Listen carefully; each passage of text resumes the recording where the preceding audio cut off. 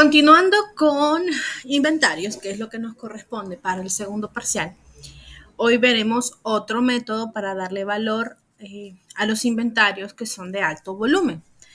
En la clase anterior vimos PEPs y lo que hicimos fue la tarjeta de almacén con base a PEPs. Ahora vamos con costo promedio.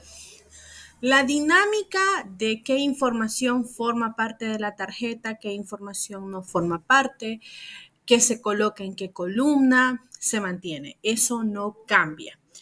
Lo que va a cambiar es cómo sale la información en la columna salidas y cómo se calculan las existencias con el método que vamos a ver.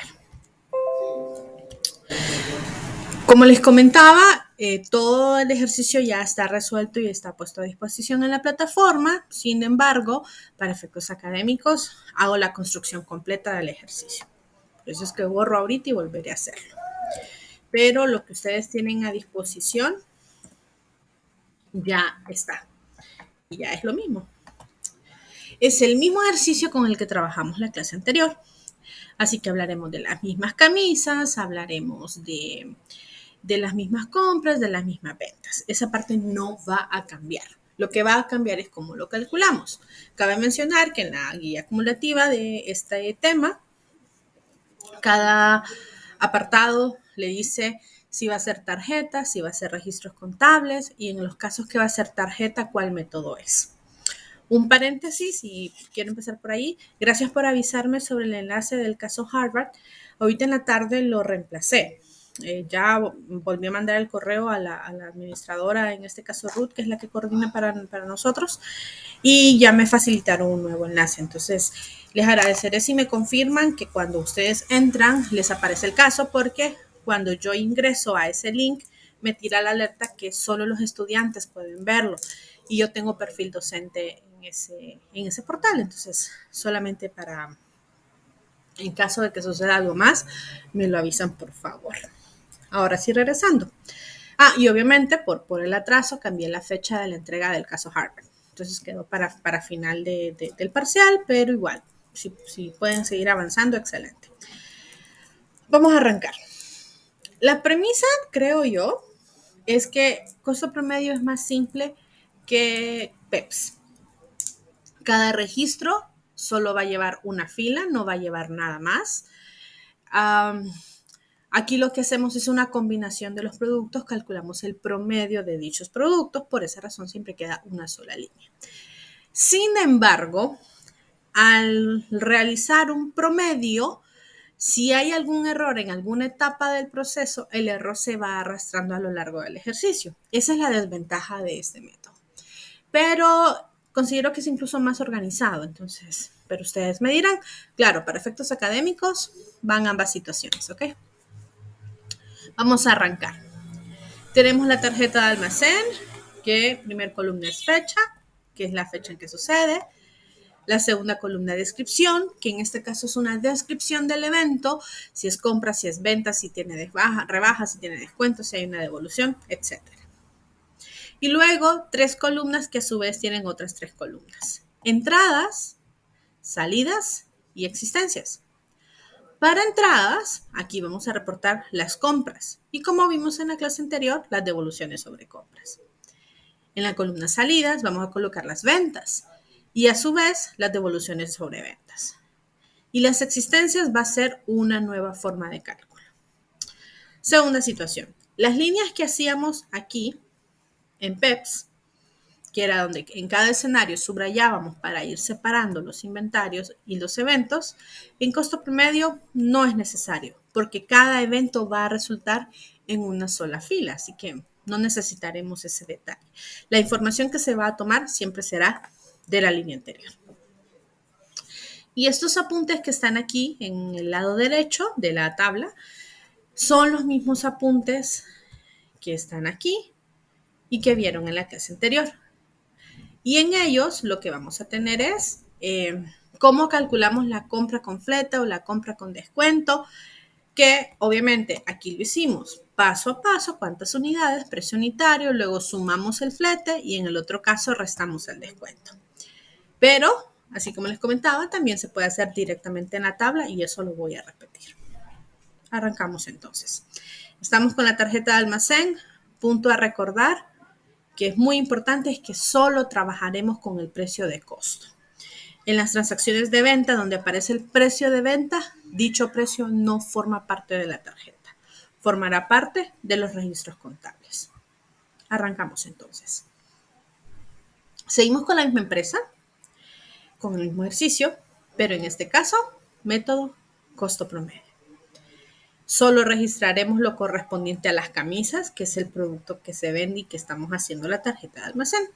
Por esa razón, el 1 de septiembre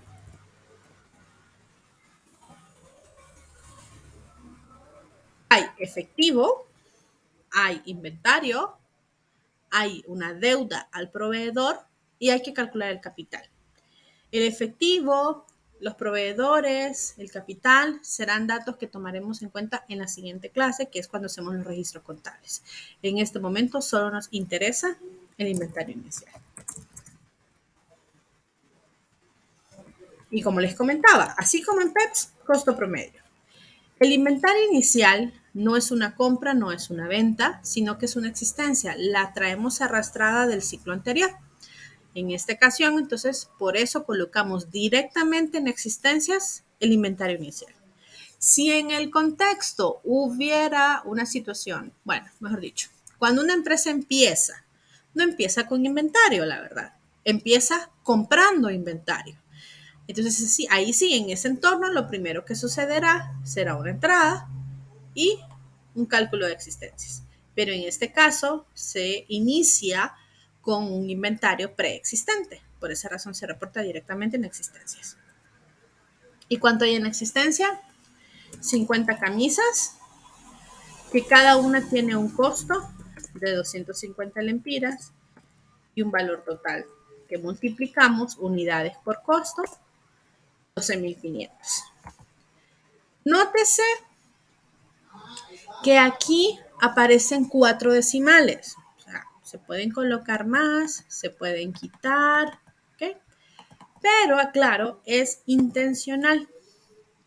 Cuando estamos hablando de precios promedio, es así como el tipo de cambio, que en nuestro contexto el más recurrente es lempira dólar.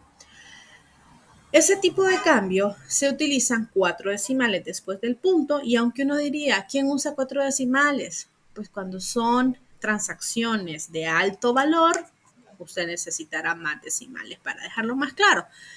Y eso es lo que va a suceder aquí. Cabe mencionar que al inicio será un montón de ceros, pero más adelante notarán que sí son necesarios los decimales. Y por eso que aparece así, no es error. Entonces, del 1 de septiembre solo nos interesa el inventario inicial. El resto de información lo haremos en los registros contables.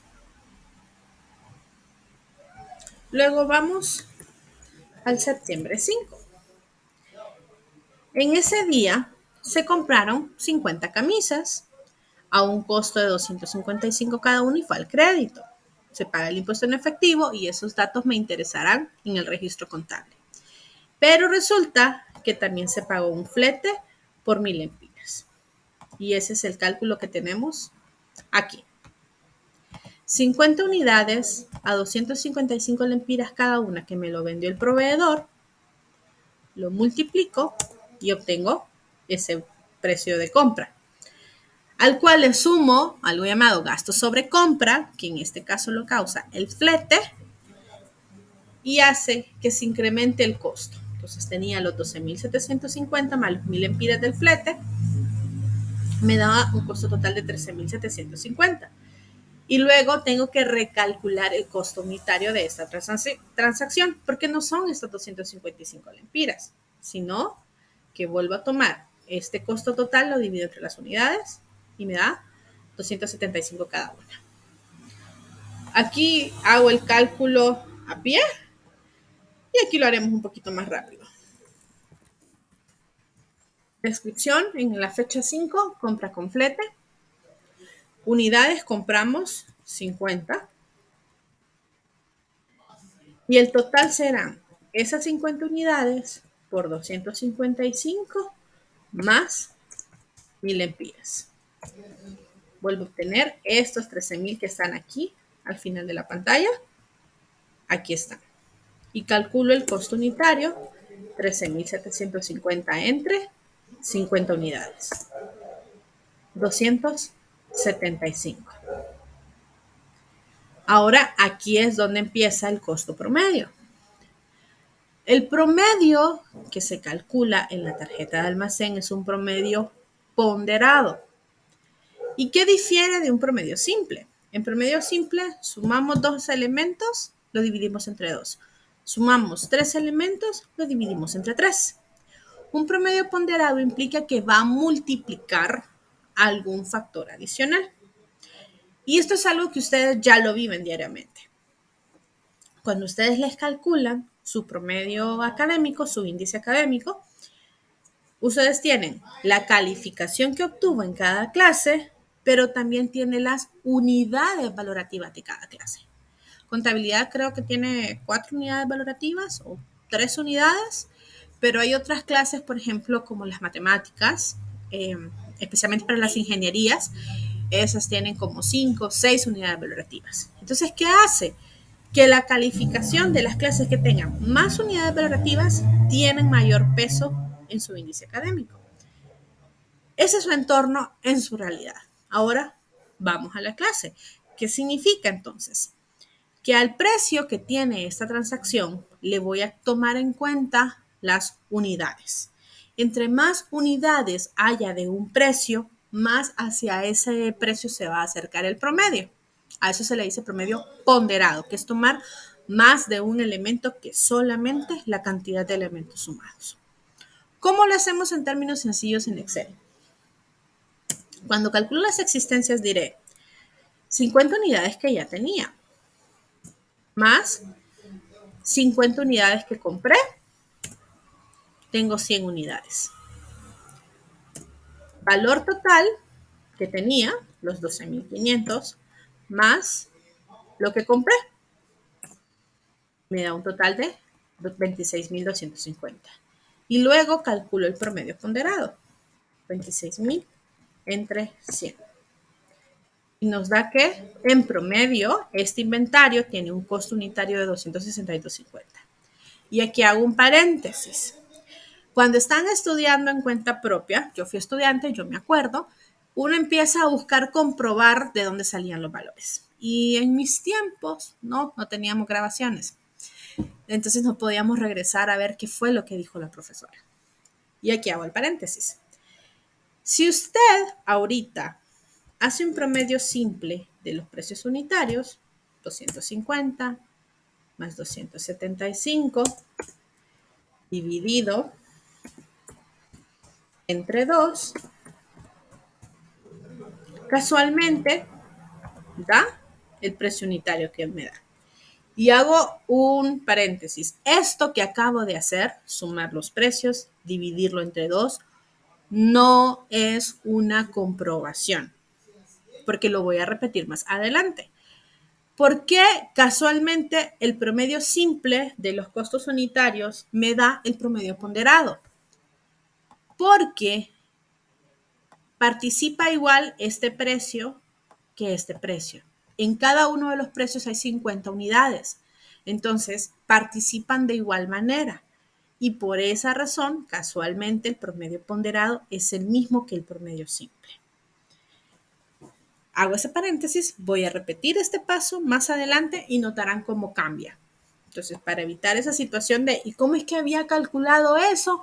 Asumo los dos precios y los dividí entre 2. No, un promedio simple aquí no aplica. Y como notan, aquí mezclamos los inventarios, nos da todo junto y determinamos el precio del costo de este inventario.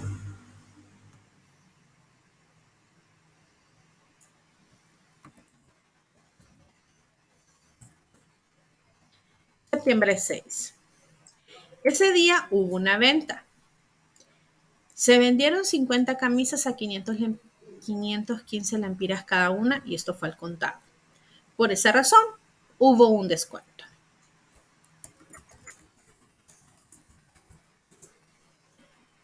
1. Las ventas se colocan en salidas. 2. La tarjeta de almacén solo lleva precio de costo. Por esa razón, estos 515 lempiras no forman parte de la tarjeta.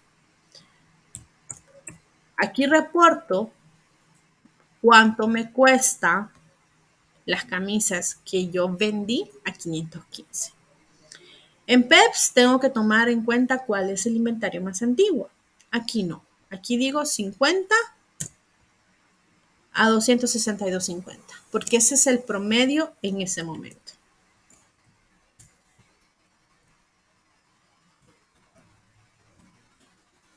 Multiplico y obtengo 13.125 de costo. Ahora calculamos las existencias. Es bastante sencillo. Voy a repetir. ¿De dónde saco el costo unitario? De la fila anterior. No tengo que ir a revisar cuál está primero, cuál está después, cuál es más caro, cuál es más barato, porque no voy a tener más opciones que una, y es el promedio de este inventario. Calculo las existencias. 100 que tenía menos 50 que vendí, me quedan 50. 26.000 que tenía menos 13.000, me quedan 13.000. Y tengo dos opciones. Copiar el valor anterior, porque sé que no va a cambiar, o recalcular el costo, haciendo la misma división que hice acá arriba. Total entre unidades. Total entre unidades. Entonces, cuando usted vende, como la ponderación que está sacando corresponde al mismo precio, el costo promedio no se va a mover. Solo se va a mover cuando compra. Pero si le cuesta acordarse cuándo sí va a cambiar el costo unitario y cuándo no va a cambiar el costo unitario, entonces en costo promedio siempre calcúlelo. Siempre haga la división de total entre unidades. Y el mismo patrón hará que la tarjeta se vaya llenando sin ningún problema. Repito, estos 515 no van a la tarjeta porque ese es precio de venta. Y si se pregunta, Lick, pero ¿por qué no está tomando el descuento? Porque este descuento está sobre el precio de venta. Y si el precio de venta no va, el descuento de la venta tampoco. Esta información se va a tomar a consideración allá en el registro contable. Vamos al 8 de septiembre. Compra 100 camisas a 258 cada una y recibió una rebaja de 1.000 lempiras. Ese es el cálculo que está aquí. ¿Por qué tomamos en cuenta el descuento? Porque va en la compra. Y si me dan un descuento en la compra, disminuye el costo de mi mercadería. Veamos entonces. 100 por 258 cada una me da una compra de 25.800.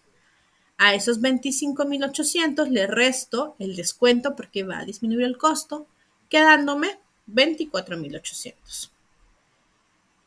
Y recalculo el costo unitario. Entonces me queda un promedio de 248. Entonces compra con descuento. 100 camisas y diré 100 por 258 menos 1.000. Toda esa información que está aquí en las columnas NOP están aquí en valor total. Y calculo el costo unitario, dándome los mismos 248 que tengo aquí. Voy a las existencias. Tenía 50 y sumo la compra de 100. 150. Tenía 13.000 e ingresaron estos 24.000. Ahora tengo un inventario de 37.000 lempiras. Y luego divido valor total entre cantidad de unidades. Y me indica que ahora el costo unitario es 252,8,333 factorial.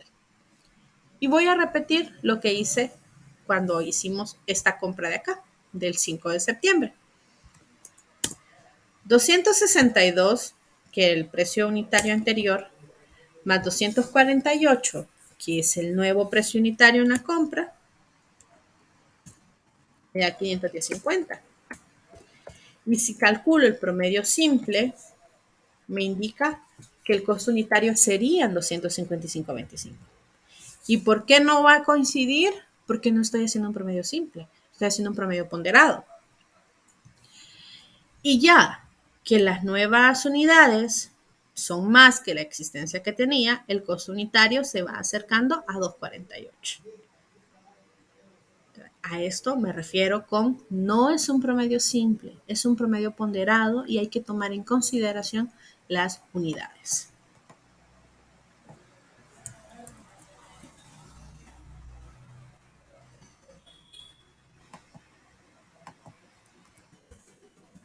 Septiembre 10. Compra de 50 camisas a 260 lempiras al crédito, pagando impuestos con efectivo. En esta compra no hay descuento, no hay rebaja, no hay flete, o sea, no hay nada que suba o baje el costo. Así que solo tengo que trasladar la información. Compré 50 a 260 cada una. Esta compra me costó 13.000 lempiras. Y vuelvo a calcular las existencias. 150 que tenía, más 50 que compré, 200 unidades. 37.000 que tenía, más 13.000 que compré, 50.925. Y calculo el costo unitario dividiendo 50.925 entre 200 unidades. Y ahora el costo unitario es 254,6250. Repito, cuando se mueve la columna entradas, el costo unitario cambia. Cuando se mueve la columna salidas, el costo unitario no cambia. Pero si le cuesta acordarse de esa situación, calcule siempre el costo unitario. No va a alterar el resultado.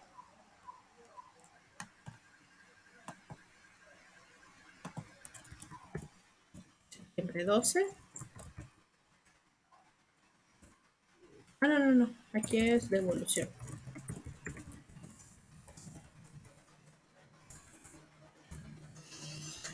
Devolución sobre compra. De la compra anterior, es decir, de esta transacción, se devuelven 20 camisas. Vuelvo a repetir, situación que se comentó anterior. Cuando usted hace la devolución, la hace con base, cuando usted hace la devolución, la registra en relación a lo que haya dicho el proveedor. El proveedor no sabe ni le interesa el promedio que tiene, el método que utiliza, o sea, si usa costo promedio PEPS, al proveedor no le interesa saber eso. No lo tiene por qué saber. Lo que a él le interesa saber es lo que está en la factura. Y la factura en esta transacción dice que se vendió a 260, que él le vendió a usted a 260. Por esa razón, ahora que usted le devuelve al proveedor, le devuelve a los mismos 260.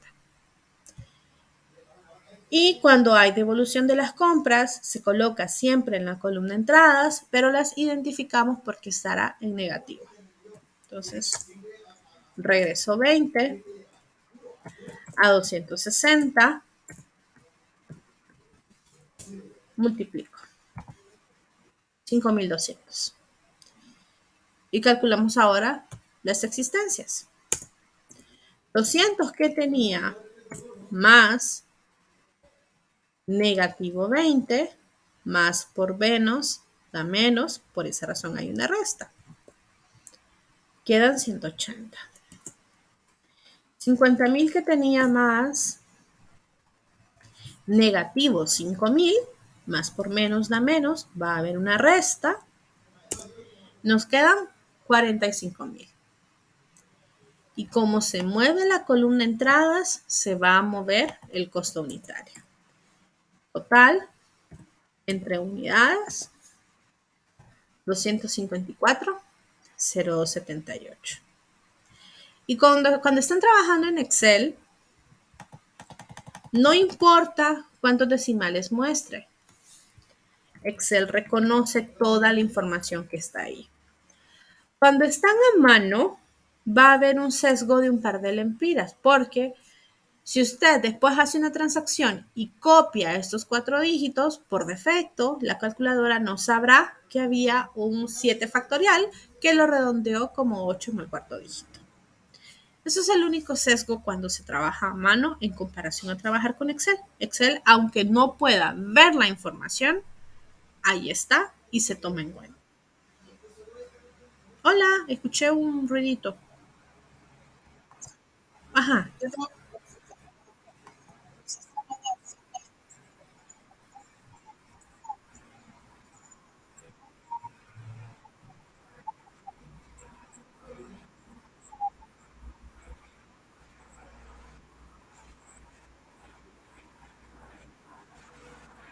sí, lo va a llevar allá. Sí, es decir, si está integrado el sistema contable, o sea, si es como van a ver aquí que a veces me la paso saltando entre hojas, sus registros contables van a traer la información. Pero, digamos, usted tiene un sistema contable, que es un sistema, pero ese sistema no tiene el módulo de manejo de inventarios. Entonces, sí, el sesgo va a estar en este punto, al valor total. Y obviamente, si usted está trabajando en Excel y traslada esa información, parte de la sinopsis son ese tipo de cualidades, que se está hablando información de otro lado. Pero cuando están integrados, la verdad, no suele suceder eso. Eh, Sé que no es información que van a ver, pero cuando se ve que está integrado el sistema en los registros, si en algún punto usted quiere ver más información, va a estar disponible. Quiere ver más decimales, va a estar disponible, aunque visualmente no esté. Y en el acumulado, en la información, todo esto que va a estar aquí va a funcionar. No va, créame que no va a pasar nada. Pero sí, si estamos en ese punto donde trabajamos una parte a mano y la mudamos a otro lado, puede existir ese tipo de situación. Por ejemplo, entonces, ¿qué podría pasar, por ejemplo, con un auditor externo que va a revisar usando herramientas automáticas y que tal vez va a haber un descuadre de un par de lempiras? Pues en el contexto del auditor, no solamente va a ver si está bueno o malo, va a ver cómo hace usted el proceso. Entonces, él entenderá que si por algún motivo hay una actividad manual y que después se tiene que registrar en el sistema, va a haber ese sesgo. Pero ese sesgo no altera la toma de decisiones. Muy probable lo que le terminará diciendo es mejore o migre a un aplicativo más robusto para que todo esté integrado. Eso es lo que va a pasar. Obviamente, como les digo, ese tipo de explicaciones las aclaro por los tiempos que estaba trabajando en aula y mientras yo estaba haciendo esto en la pizarra, ustedes estarían con la calculadora, no estaría aquí en Excel. Y en esas situaciones diría cosas como, ¿cuántos dígitos le aparecen en su calculadora? Y empieza uno. A mí me aparecen 12, a mí me parecen 9. Y siempre, el 100% de las veces había alguien que me decía, a mí no me salen decimales. Y hago paréntesis, especialmente con los de ingeniería pasa eso, porque ustedes, los de ingeniería, hacen cierta configuración en sus calculadoras para ciertos cálculos matemáticos, ya esas que son matemática dura, como cálculo, álgebra. Entonces, hacen algo en sus calculadoras porque para esos fines es importante. Pero para donde estoy cuando están conmigo es como, no, ustedes sí necesitan el resto de la información. Y casi siempre implicaba un reseteo de calculadoras cuando estábamos en el aula. Entonces, más que todo, pensando en si alguno de los que ustedes, de los que están aquí, si alguno de los que están aquí, por comodidad o por cualquier otra situación, están trabajando a mano y cuando hagan las multiplicaciones no le va a dar al centavito como le da al resto. O por ejemplo, muchos hacían esta comprobación, justo en esta línea.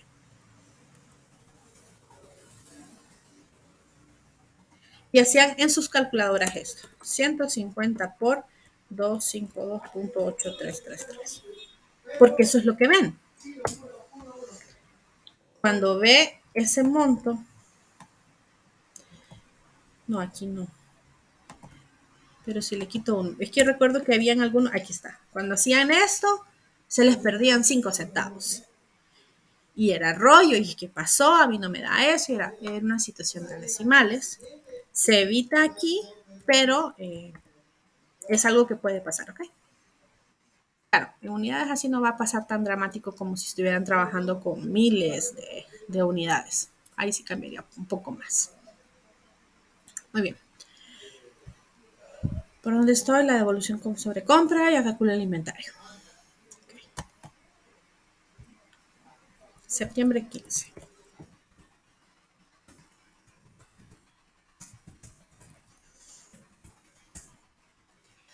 Venta de 80 camisas a 525 cada una, recibiendo el impuesto en efectivo. Repito, precio de venta no forma parte de la tarjeta de almacén. Solo me interesa la información a precio de costo. La particularidad de que el impuesto lo recibo en efectivo no es relevante en este contexto porque se considerará en el registro contable. Las ventas van en la columna salidas y allá en la clase anterior teníamos que decir tantos de la primera fila, tantas unidades de la segunda fila. Aquí no. Aquí tengo 180, punto. Entonces, se van 80 al costo unitario que tengo en existencias y multiplico. Por ende, esta venta me sale a 20.322.22. Y solo por curiosidad, 254.078, o sea, sin tener toda la información, no cambió. Pero aquí va a cambiar. Entonces, tomo el costo unitario que me aparece en las existencias, para el total, multiplico. Ahora calculo existencias. 180 que tenía menos 80 que vendí, me quedan 100. 45.000 que tenía menos 20.000 que vendí, me quedan 25.000. Y Excel asumió que lo iba a hacer, pero prefiero hacer 25.000 entre 100, no cambia el costo unitario. Y aquí es donde, bueno, termino el ejercicio y respondo las... ¿Sonó algo? Uh-huh.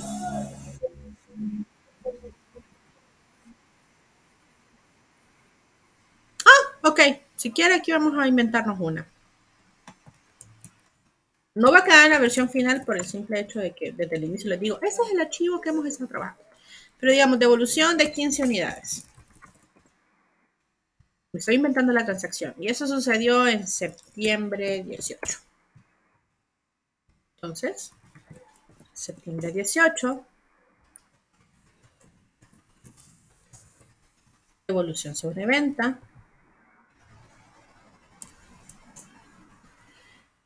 Y estoy devolviendo 15. O me están devolviendo 15. Así como las devoluciones sobre compras van en negativo, la devolución sobre venta va en negativo. ¿A qué costo regresa? Al costo de la transacción.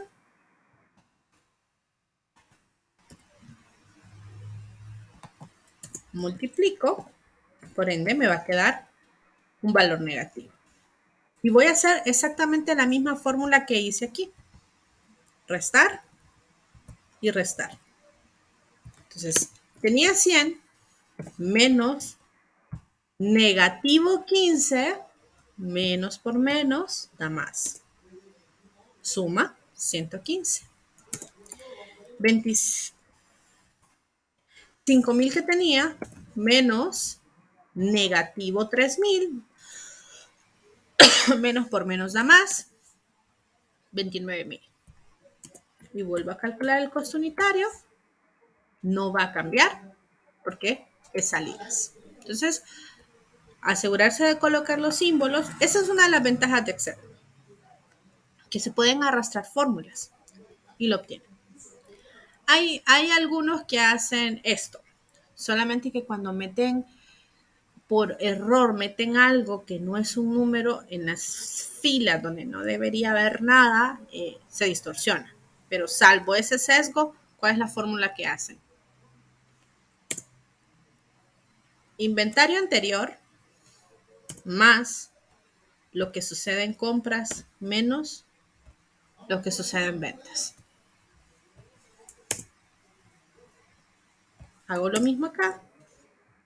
Inventario anterior más entradas menos salidas. Ay.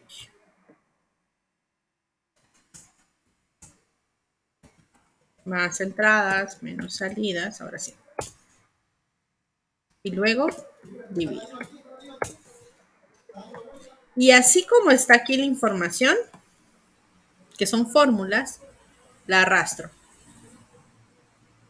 Todas las fórmulas cambiaron, pero no altero el resultado. Lo altera si por algún motivo metieran una letra ahí y ya, no funcionó. Esto ya fue un caos.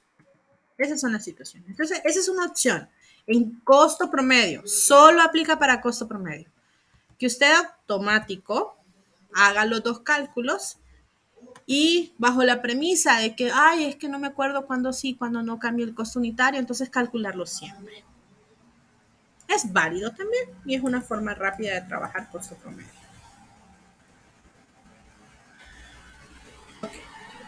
Entonces, así como me preguntaron ahorita, sí, las devoluciones sobre ventas se colocan en negativo y se suma bajo la premisa de que la existencia le resta lo que hay en salidas, pero en salidas ya está en negativo.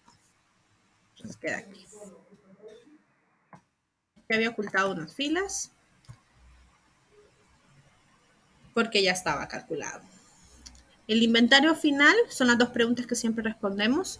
El inventario final será el último inventario disponible. En caso de costo promedio, siempre será una sola fila. En PEPS puede que hayan varias filas, así que hay que sumar todas las necesarias.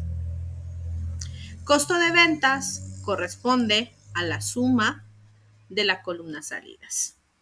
Y si existieran las devoluciones, como habíamos metido unos datos ahorita, el dato estará en negativo, por ende, dirá la suma de las ventas menos la devolución. Automáticamente si se respetan los signos. Si trabajan a mano, pues tendrán que acordarse cuando hay signos. Dejando este costo de venta. Entonces, siguiente situación. Porque no sé por qué en algunos casos les quieren decir cosas así. Los métodos no cuadran entre sí. Por eso usted elige el método y revela cuál es el método. En PEPS, el inventario final eran 25.160. En costo promedio, 25.400. Es decir, 300 lempiras más o menos. El costo de ventas, 33.000. Bueno, 33.690. En costo promedio, 33.400. Entonces, los métodos nunca van a coincidir entre sí. Por eso es que en la tarea ya dejé de hacerles la broma de hagan las dos tarjetas de almacén y hagan registros porque generaba ese ruido. Segundo, que un método quede con un valor más alto que otro en cualquiera de las dos filas es bueno o malo. La verdad, no. Es el resultado del método elegido. Ahora, si de alguna manera empieza a percibir que con costo promedio el inventario final no representa la realidad, tal vez porque es algo con mucha inflación, entonces sí, posiblemente toque modificar el método bajo la premisa que de alguna manera costo promedio le está distorsionando su realidad en entornos hiperinflacionarios. Pero de lo contrario, la verdad, eso no sucede. Sí sucedía cuando era PEPS y WEPS, allí sí, y por eso la NIC 2 dejó de lado webs, porque ahí sí sucedía un desfase tremendo y que no era representativo de la realidad. Y de esa manera queda registrado. Ahora, una situación adicional era el valor neto realizable. En algunos entornos, para obligarles a explicar qué es el valor neto realizable, les pedían hacer los dos métodos y hacer un ajuste por el que quedara más barato para llegar a reportar ese reporte. El valor neto realizable no tiene nada que ver con eso, porque repito, usted escoge un método y lo usa. No hace nada más. No está haciendo un registro paralelo para ver cuándo le sale mejor, o cuándo da menos costo, o cuándo da menos inventario final. No, no, no, no. Usted escoge un método de acuerdo a su producto y lo aplica. Pero el elemento adicional de que estos ajustes de inventarios con respecto al valor neto realizable implicaba que para activos que es el comportamiento de su valor de mercado sea bastante dinámico, usted tiene que aplicar después del método el valor neto realizable. ¿Y qué significaba? Un ejemplo, tecnologías celulares. En el momento de lanzamiento es sumamente caro. O sea, se vende sumamente caro al público. Y en el momento en que ya viene la nueva edición, el precio baja significativamente. Ahí es donde aplicamos la base de valor neto realizable y decimos, bueno, el nuevo precio de venta es X. Y para poder vender estas unidades necesito hacer descuentos adicionales, publicidad adicional, movilizarme a nuevos lugares, pero tengo que hacer algo fuera de lo común. Entonces, ahí aplico valor neto realizable, diciendo precio de venta menos costos necesarios para vender este activo. Si esa resta termina en un costo inferior al que yo tengo reportado, tengo que aplicar el valor neto realizable y registrar la pérdida de valor de ese inventario. Aplica para activos muy volátiles, especialmente cuando estamos en entornos de mercado perfecto, donde hay mucha información, mucha demanda, mucha oferta y mucha información. Son las tres condiciones para que sea mercado perfecto. Cuando se cumplen esas condiciones hay que aplicarlo. Por eso en el entorno hondureño no sucede en realidad. Porque tenemos, si es tecnología, tenemos en ciertos contextos un vendedor exclusivo. Entonces tenemos mucha demanda, poca oferta y como es el vendedor exclusivo, no hay información. Si es algo que vende todo el mundo, entonces llega un punto en que hay mucha oferta, pero ya se cubre el mercado, queda poca demanda y mucha información. Entonces tampoco. Para que sea mercado perfecto tiene que cumplir las tres condiciones. Y sí tenemos en Honduras un mercado perfecto, un ejemplo de mercado perfecto. Y es cuando ven el mayoreo que se pone los viernes y los sábados. ¿Por qué? Los productores que van a vender allí venden productos similares. Todos venden papas, chiles, tomates, queso, mantequilla, carne de distintos animales. Entonces hay muchos vendedores. Muchas personas van a comprar ahí. Entonces muchos compran papas, muchos compran tomates, muchos compran queso. Entonces muchos vendedores, muchos compradores. Y cuando usted entra en algún lado, hay unas personas entregando hojas con los precios de referencia. En redes sociales están los precios de referencia. Había una persona en altoparlante diciendo la papa cuesta tanto. Entonces, por ende, también estaba la información. Ese es un ejemplo típico de al menos nuestra economía de un mercado perfecto. Muchos compradores, muchos vendedores y mucha información disponible. Pero en el resto, la verdad, no tenemos esas condiciones. Por esa razón, el valor neto realizable, aunque sí lo establece la NIC 2, en Honduras no lo aplicamos a ciencia cierta, la verdad. No lo hacemos. ¿Okay? Eso era lo otro que les quería comentar de la norma, por si en algún punto alguien quiere ponerse muy creativo de cómo aplicar el valor neto realizable, pues solamente en mercado perfecto puede suceder. Ahora sí. ¿Alguna consulta de grabación?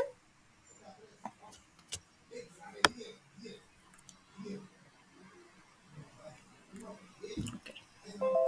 Aquí me despido.